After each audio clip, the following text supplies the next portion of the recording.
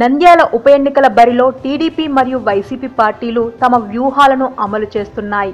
అయితే ఈ క్రమంలో టీడీపీ ప్రభుత్వం ఎన్నికల ప్రచారం కోసం అని 8 మంది మంత్రులతో ఒక కమిటీగా ఏర్పాటు చేసి రంగంలోకి దించింది. కులాల వారీగా తమకు ఓట్లు పడతాయన్న ఆలోచనలో ఉన్నాడు చంద్రబాబు. అయితే అక్కడున్న చిన్న చిన్న కార్యకర్తలను టీడీపీ పార్టీ తమ పార్టీలోకి చేర్చుకుంటుంది. ఇదిలా జరుగుతుండగానే నంద్యాలలోని పలు ఎమ్మెల్యేలు మరియు కార్యకర్తలు వైసీపీ పార్టీలో చేరుతున్నారు. తాజాగా మాజీ ఎమ్మెల్యే సంజీవరెడ్డి ఆయన కొడుకుతో పాటుగా వైసీపీ పార్టీలో చేరారు.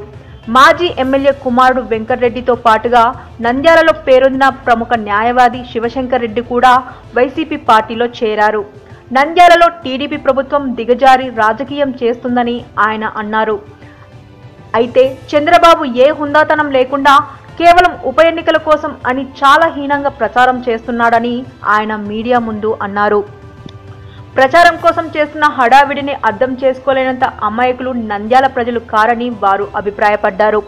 ఇక చంద్రబాబు దిగజారి చేస్తున్న రాజకీయాలను చూడలేక తాము వైసీపీలో చేరుతున్నట్టుగా వెంకటరెడ్డి శివశంకర్ రెడ్డి చెప్పారు. నంద్యాల ఎన్నికల్లో ఎన్ని జాగ్రత్తలు తీసుకుంటున్నా టీడీపీని చూస్తే ఆ పార్టీ ఎంత బలహీనంగా మారారో తెలుస్తుంది.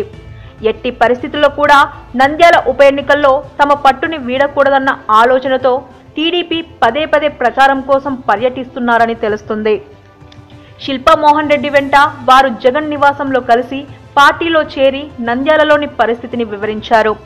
ఈ సందర్భంగా టీడీపీ వేసే ఎత్తులను మన పార్టీ చాలా ధీటుగా ఎదుర్కోవాలని, అందుకు పార్టీ తరపు నుండి పూర్తి సహకారం ఉంటుందని జగన్ శిల్పతో చెప్పారు.